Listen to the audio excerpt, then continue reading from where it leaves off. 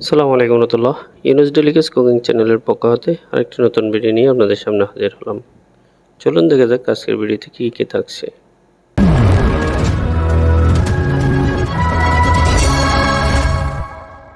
আজকে আমি আপনাদের জন্য আরেকটি নতুন রেসিপি নিয়ে হাজির হলাম। আজকে আমি ছাগলের মাংস নিলাম 1 কেজি। এগুলো আজকে রান্না করব আলু দিয়ে। সে কারণে আমি এখানে আলু কেটে রেখেছি। এখানে 5টা আলু দিয়েছি। এখানে টমেটো নিয়েছি 2টা, কাঁচামরিচ নিয়েছি 5টা, পেঁয়াজ নিয়েছি 4টা, আর এখানে আদা রসুন তেঁতুলে নিয়েছি। এখানে মরিচ মশলা উপকরণগুলো রয়েছে। এখন আমি এক এক করে সবগুলো উপকরণ এখানের সাথে মিক্স করব। চলুন তাহলে দেখা যাক। এখন আমি পেঁয়াজগুলো দিয়ে দিচ্ছি। এক হাতে মোবাইল নিয়ে এক হাতে ভিডিও করা একটু কষ্ট, তারপর আমি আপনাদেরকে দেখাচ্ছি। এবার আমি সবগুলো পেঁয়াজ দিয়ে দিচ্ছি। এটা আমি পেঁয়াজ সবগুলো দেওয়া হয়েছে। এখন দেব আদা আর রসুন। এগুলো আমি একটু তেলে নিয়েছি যাতে সহজে মিক্স হয়ে যায়। আমি আদা রসুন সবগুলো দিয়ে দেব। এনে আদা রসুন পেঁয়াজ সব দিয়ে দিচ্ছি। এখন দেব ধনিয়া গুঁড়া, এটা আমার মিক্স মশলা, এটা দেব 4 চামচ। ওই যে ধনিয়া গুঁড়া দিয়ে দিয়েছি। এখন দেব মরিচের গুঁড়া দেব 2 চামচ, না হয় বেশি একটু জাল হয়ে যাবে। এই যে মরিচের গুঁড়া দিয়েছি 2 চামচ। মরিচ মশলা দিয়েছি। এখন দিচ্ছি হলুদ দেব 1 চামচ। এরপর রং, এলাচি, দারচিনি সবগুলো 7টা করে দেব। এই যে দেখেন রং, এলাচি, দারচিনি সবগুলো দিয়ে দিচ্ছি। এরপর আমি তেজপাতাগুলো দিয়ে দিচ্ছি। তেজপাতাগুলো দিয়ে দিলাম। এরপর দেব পরিমাণ মতো লবণ একটু কম দেব, পরের দিকে আবার দেব। এরপর দেব তেল, সয়াবিন তেল দেব পরিমাণ মতো।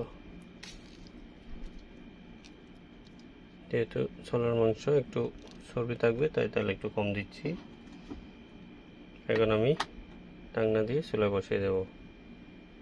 আমি মাংসগুলো চুলায় বসিয়ে দিয়েছি। এখন আমি এখানে কাঁচামরিচগুলো দিয়ে দিলাম। এরপর টমেটোগুলো দিয়ে দেব যাতে এগুলো ভালো করে সিদ্ধ হয়ে মিক্স হয়ে যায়, তাহলে তরকারিটা খুবই ঘন হবে। সস লাগবে না, সসের কাজটা এই টমেটোই করবে।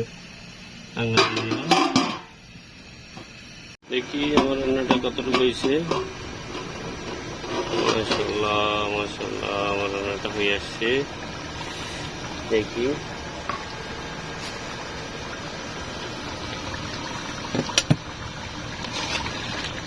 একেবারে সিদ্ধ হয়ে গেছে। দেখেন এখন আমি আলুগুলো দিয়ে দেবো এখানে, কারণ আলুগুলো আগে দিলে আলুগুলো নরম হয়ে যেত এবং আর আলুর স্বাদটা পাওয়া যেত না।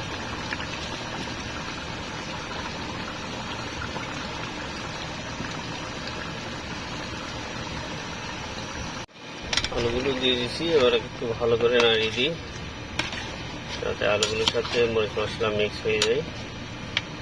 এই জায়গায় খুবই সুন্দর ঘ্রাণ বেরোচ্ছে। আমি আরো 10 মিনিট রেখে দেবো। এখানে আর পানি দেবো না, আমি পানি একবারই দিয়ে দিয়েছি যা দেওয়ার, আর পানি দিতে হবে না।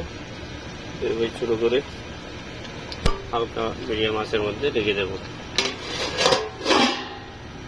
আমার মাংসগুলো কেমন হয়েছে? মাশাআল্লাহ, দেখেন কি সুন্দর হয়েছে মাংসগুলো, কালারটা কি সুন্দর হয়েছে। এই দেখেন সবগুলো একেবারে সিদ্ধ হয়ে গেছে।